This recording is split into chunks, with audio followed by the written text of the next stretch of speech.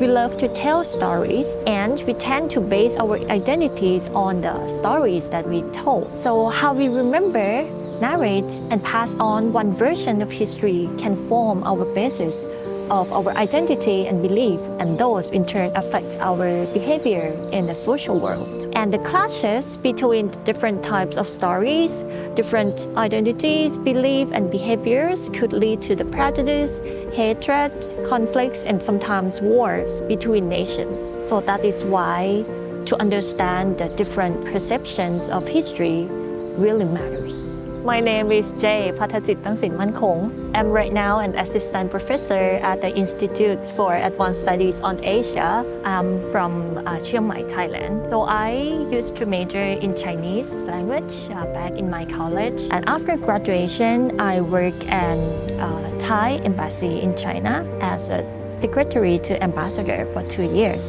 And that's how my interest in diplomatic history began. So I started my research about Thai perceptions of China from 1960s to the present.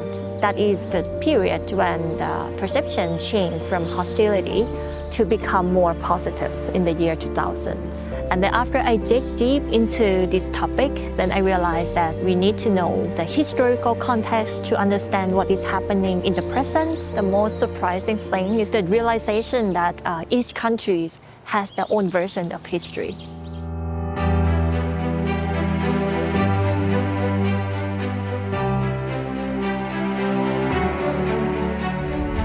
So in my class, I normally use a thought experiment that I created myself based on the real historical events. Yeah, that is called the 3-colored army thought experiment. There was a country named Green. One day, the army from country Red came to this land, and then they occupied the country. 10 years later, the army from Blue country come to this land, and they captured our Red army. After that, the Blue helped Green, the local people, to set up their own governments. If this is what happened, how will you describe the action of Blue? The answer can be very varied, right? Depending on where you stand. If you're from Green country, you might want to tell the stories like Blue, like Red, they invaded us. And if you're from Red country, you might want to say Blue stole the Green territory from us. Or if you are from the Blue country, you might want to say that Blue liberated Green from Red. Which answer is 100% right? Which answer is 100% wrong? It's very hard to tell, right? Because the answers are very debatable.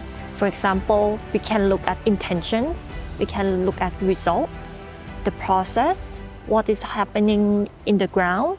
My point is the different focus can lead us to the different conclusion.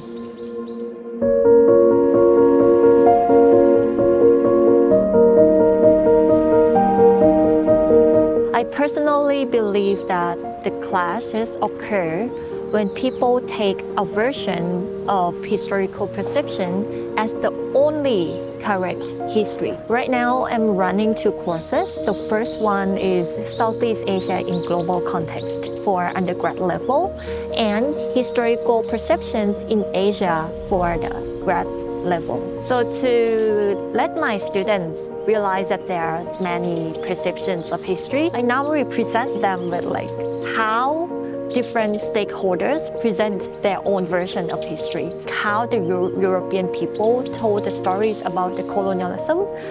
And the next week, I will present the students with Southeast Asian versions of the colonial history. What we need in history education is no longer the absolute single objectivity, if that even exists, but the multiple subjectivities.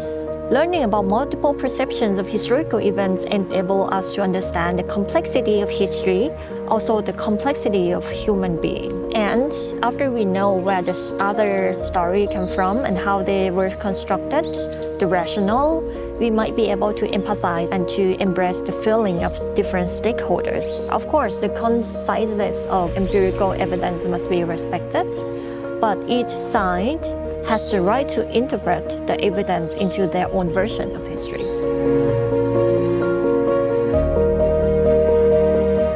I hope that I can inspire others through the teaching of history. My ultimate goal is to find the best way of teaching history in the way that it helps foster the more empathic global citizen.